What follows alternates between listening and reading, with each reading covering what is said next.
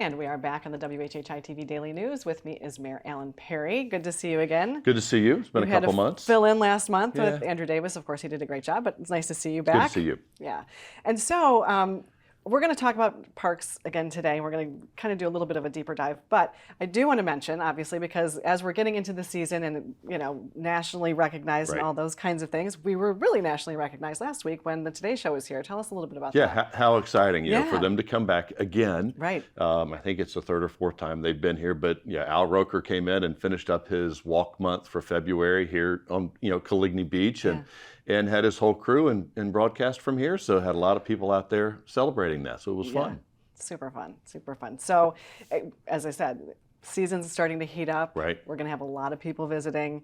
And so a lot of people are going to be visiting our parks. And we've been talking about it for the last several months about some of the things that have been going on there. But we're going to, as I said, jump in a little bit. And so I think you wanted to start with maybe Dryson Beach Park today? Yeah, so you know, we've talked about what we're going to do. It's nice to say, hey, this is what we've done. You know, this is where we've progressed in some areas and renovating. And Dryson Park is the first one that we'll talk about. And it's the first time since that park was built that the boardwalk has been redone. Wow. Right, and so we started off with just normal materials, but then we said, okay, maybe we need to go a little bit higher. So we went higher builder grade with marine grade boardwalk material that was recommended by the builder just to give it a longer life. It'll look better for longer. Yeah. And you know, it was time. Right. Well, sure. If it hasn't been done, but since it was past time. Yeah. And you know, in the new boardwalk, a little bit wider makes it safer and everything else. So it's exciting to have that completed. Yeah, absolutely.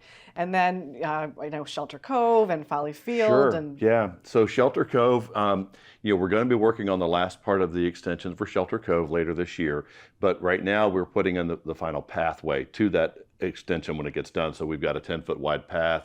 You know, again, makes it safer, takes people off the roads, you know, gives you a place to walk, to bike, to rollerblade, whatever it is that you're doing. And then Folly Field Beach Park is back open. We just completed a $366,000 renovation. Wow. You know, new signage, new plumbing, new irrigation, new plants, new everything, again, to make it safer and in a more welcoming aspect to the community. Right. You know, not just the tourists, but also for the locals. For sure. And that, again, hasn't been touched since 1991. Wow. So, and we use the same materials just to really upgrade it and give it a fresh feel. Yeah. And then, of course, you know, we're working on a pathway at Islanders Beach Park now, which is the first phase of working on that. And that's a 12-foot wide, you know, pathway. And we know that there's a timeshare coming to that area and there's going to be more traffic going through there.